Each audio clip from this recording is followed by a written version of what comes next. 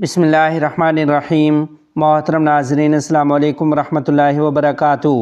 جمعیت علماء ہند فیصلے کو عدالت میں چیلنج کرے گی۔ تفصیلات کے مطابق اتراکھنڈ میں یکساں سول کوڈ کو نافذ کر دیا گیا ہے۔ اتراکھنڈ سرکار کے اس امتیازی فیصلے پر صدر جمعیت علماء ہند حضرت مولانا سید ارشد مدنی صاحب دامت برکاتہم العالیہ نے اپنے شدید رد عمل کا اظہار کرتے ہوئے کہا کہ ہمیں ایسا قانون منظور نہیں جو شریعت کے خلاف ہو، کیونکہ مسلمان ہر چیز سے سمجھوتا کر سکتا ہے، اپنی شریعت اور دھرم سے ہرگز کوئی سمجھوتا نہیں کر سکتا۔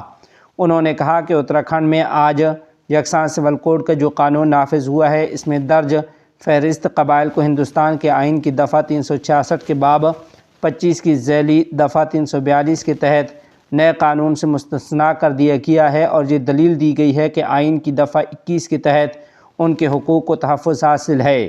مولانا سید ارشد مدنی صاحب دامت برکاتہم العالیہ نے سوال کیا کہ اگر آئین کی ایک دفعہ کے تحت درج فہرست قبائل کو اس قانون سے الگ رکھا جا سکتا ہے تو آئین کی دفعہ 25 اور 26 کے تحت ہمیں مذہبی آزادی کیوں نہیں دی جا سکتی، جن میں شہریوں کے بنیادی حقوق کو تسلیم کرتے ہوئے مذہبی آزادی کی ضمانت دی گئی ہے۔ اس طرح دیکھا جائے تو یکساں سول کوڈ بنیادی حقوق کی نفی کرتا ہے۔ اگر یہ یکساں سول کوڈ ہے تو پھر شہریوں کے درمیان یہ امتیاز کیوں؟ انہوں نے یہ بھی کہا کہ ہماری لیگل ٹیم اس قانون کے تمام پہلوؤں کا جائزہ لے چکی ہے، اور جمعیت علماء ہند اس فیصلے کو نینی تال ہائی کورٹ اور سپریم کورٹ میں ایک ساتھ چیلنج کرنے جا رہی ہے۔ مولانا سید ارشد مدنی صاحب نے کہا کہ سچ تو یہ ہے کہ کسی بھی مذہب کا ماننے والا اپنے مذہبی امور میں کسی طرح کی بے جا مداخلت کو برداشت نہیں کر سکتا۔ انہوں نے کہا کہ ہندوستان جیسے تکثیری ملک میں جہاں مختلف مذاہب کے ماننے والے صدیوں سے اپنے اپنے اعتقادات اور مذہبی ریت اور رواج پر مکمل آزادی کے ساتھ عمل پیرا، وہاں آج یکساں سول کوڈ کا نفاذ آئین میں شہریوں کو دیے گئے بنیادی حقوق سے متصادم ہے۔ وزیر حج و اوقاف کی سعودی سفیر سے ملاقات۔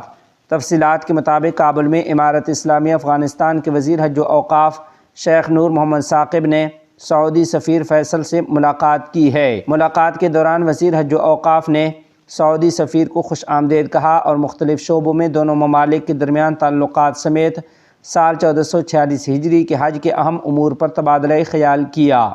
سعودی سفیر نے تعاون کی یقین دہانی کرائی ہے۔ بنگلہ دیش عالمی تبلیغی اجتماع آنے والے جمعہ سے شروع ہوگا۔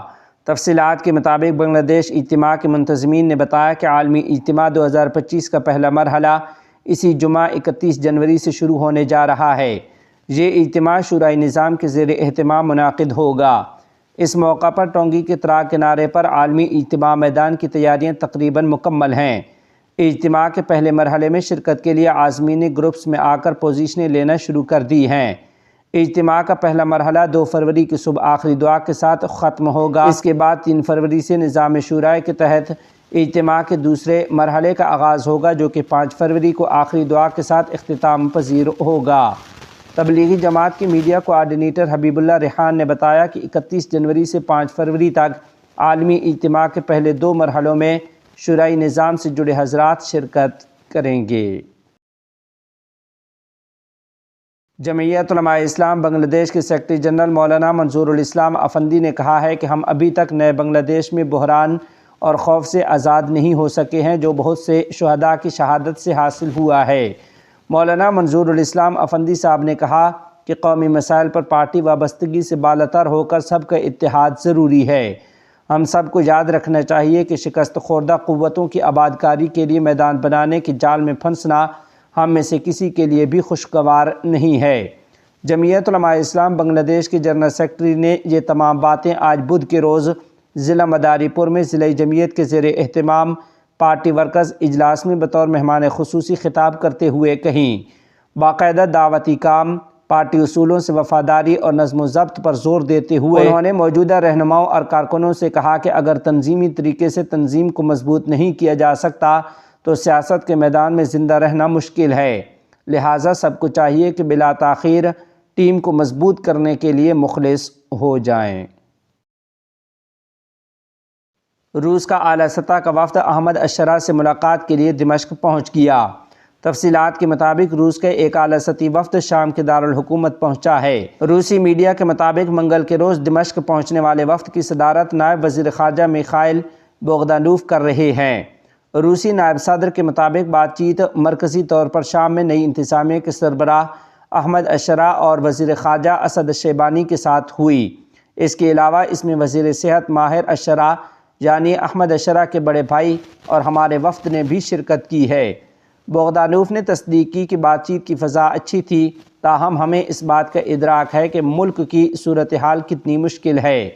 روسی وفد نے بات چیت میں باور کرایا کہ دوسری عالمی جنگ کے بعد شام کی خود مختاری حاصل کرنے کے وقت سے ہمارے بیچ روایتی دوستانہ تعلقات ہیں۔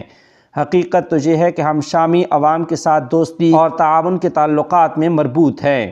ادھر شام نے اس ملاقات کے حوالے سے جاری بیان میں بتایا ہے کہ بات چیت میں توجہ مرکزی امور پر مرکوز رہی۔ ان میں شام کی خود مختاری کا احترام اور اس کی اراضی کی سلامتی شامل ہے۔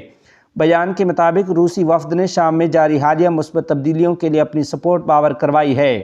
بات چیت میں شامی عوام کے ساتھ اعتماد کی بحالی میں روس کے کردار پر روشنی ڈالی گئی۔ اس مقصد کے لیے نمایاں تدابیر مثلاً زرتلافی اور تعمیر نو جیسے اقدامات عمل میں آ سکتے ہیں۔ محترم ناظرین و سامعین، آپ کو آخر میں بتاتے چلیں کہ اس سلسلے میں ایک خبر یہ بھی آئی ہے کہ شامی حکومت نے روس سے بشار القلب کی حوالگی کا مطالبہ کیا ہے۔